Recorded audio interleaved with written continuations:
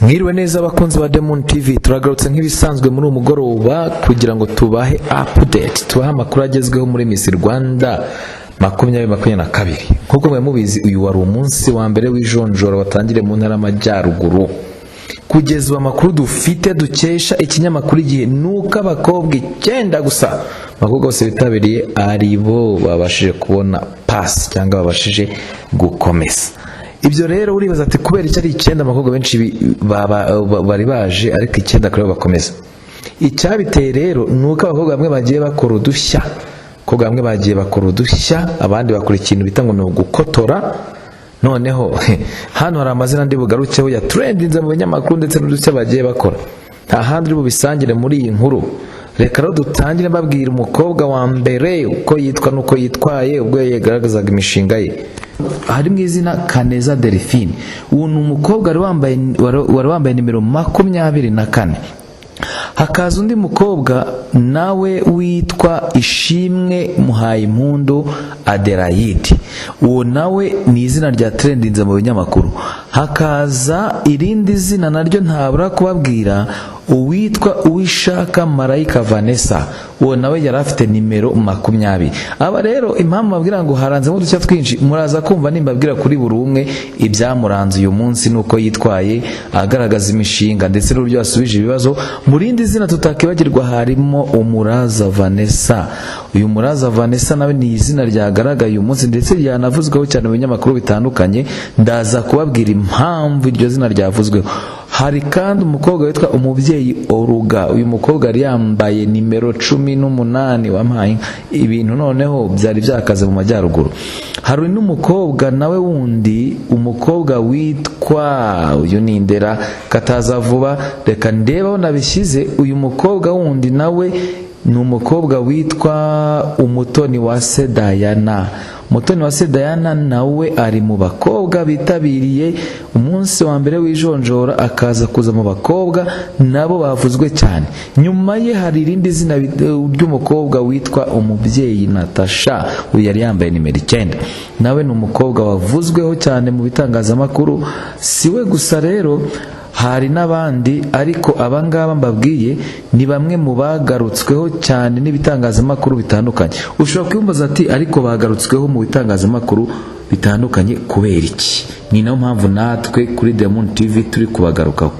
Aba bakobwa rero ubwo babazaga ibibazo ndetse n'imishinga yabo, bamwe bagiye nimba byita gukotora, bamwe niko twabyitaga, ariko bamwe bagiye bakotora barasha imbogo, ariko abandi bisobanuye neza ubwo bavugaga imishinga yabo, bamwe bagakomeza, abandi bakababwira ati rwose uradupfunyikiye, no ikabira aho ngaho irarisha, mukobwa akaba avuyemo. Reka mpere ku izina rya mbere nababwiye, Kaneza Delphine. Uyu mukobwa wambaye nimero 24 ngo yavuze ko afite umushinga wo kurwanya ikibazo cy'igwingira. Mu byo iki kibazo mwize ko mu nama y'imishyikirano iheruka y'abayobozi ikibazo cy'igwingira cyavuzweho. Uyu mukobwa rero yavuze ati njyewe ikibazo cy'igwingira nzakirwanya nyujije mu mushinga wanjye w'ibihumyo. Umukobwa agiye guhinga ibihumyo karabaye rero. Yavuze ati ngiye ibihumyo nzabihinga, abantu babirya, abana babirye, nuko maze ikibazo cy'igwingira gicike. Ese wakiza ati uyu mukobwa yakomeje. Uyu Kaneza ubwo yarabashijwe n'umuyobozi w'intara y'Amajyaruguru, byaje kumugora gusubiza rwose arya indimi, aho yari ari kwiyamamariza murahazi mu Majyaruguru. Ati byagenze bite rero? Bimaje kumugora gusubizwa, ibi byatumye umukobwa ahita ahabwa no 2 na yes imwe, nk'uko n'ikinyamakuru Igihe cyabigarutseho. Habatayeho umukobwa bita Ishimwe Muhayimpundu Adelaide. Uyu we noneho yageze ku mushinga aravuga ati nge ndamutse mpaye nyampinga w'u Rwanda nk'abanyampinga, nge nafasha abari n'abategarugori guteza imbere umupira w'amaguru. Uyu yarakinyera sinzi, nashakishije mu binyamakuru byose ndebe ko ari yakinnye football ariko nahabuze. Ngibi abiterwa nuko ngabona muri societe abakina ruhago ngo badahabwa agaciro, ngo cyangwa ngo binagira icyo bibamarira mu buryo bwa mikoro. Bityo rero avuga ati nge siporo rwose, nge nk'umukobwa nk'umwari w'u Rwanda, igihe cyose nambaye Miss siporo njyewe nayiteza imbere. Ubwo rero mwitege mwa bakobwa mwe, uyu mukobwa rwose Ruhago ashobora kuyiconga ndetse agatuma namwe muyiconga. Ibi niyo byatumye umukobwa ako kanya ahita ahabwa yesi 3. urumva ko yahise atambuka. Hatayeho umukobwa wita Uwishaka Marayika Vanessa nimero 20.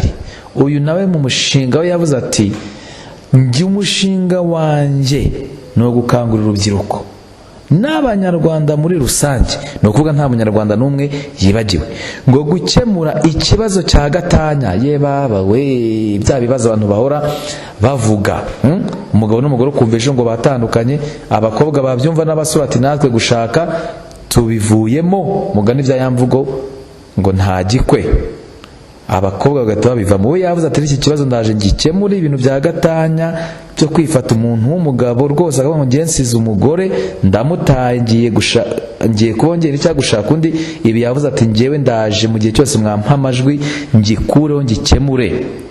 Uyu mukobwa rero yaje guhita ahabwa yesi 3 n'abagize akanama nkemurampaka. Uyu mukobwa yarakaze, ibiro byahise muhesha amanota, nawe ababonye pasi. Umuraza Vanessa nawe abakurikiyeho.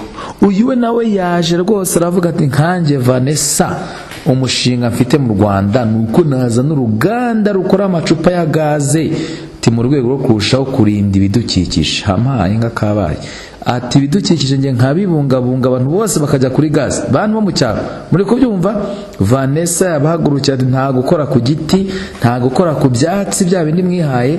Vanessa arashaka ko mwese mujya kuri gaze. Uyu muraza murambabarira gato, ngavuga ko kugira amacupa ya gaze akorerwa mu Rwanda ngo byagabanya igiciro cya gaze ndetse ngo bikanatanga n'akazi mu rubyiruko.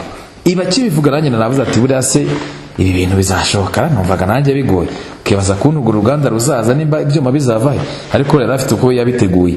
Ibi rero byaje gutuma uyu nguyu Vanessa wanjye ahita atabwa hanze, no kuvuga ngo yahise kubita no 3 zihuse, yahise azirya rwose. Ubwo nawe abarasigaye.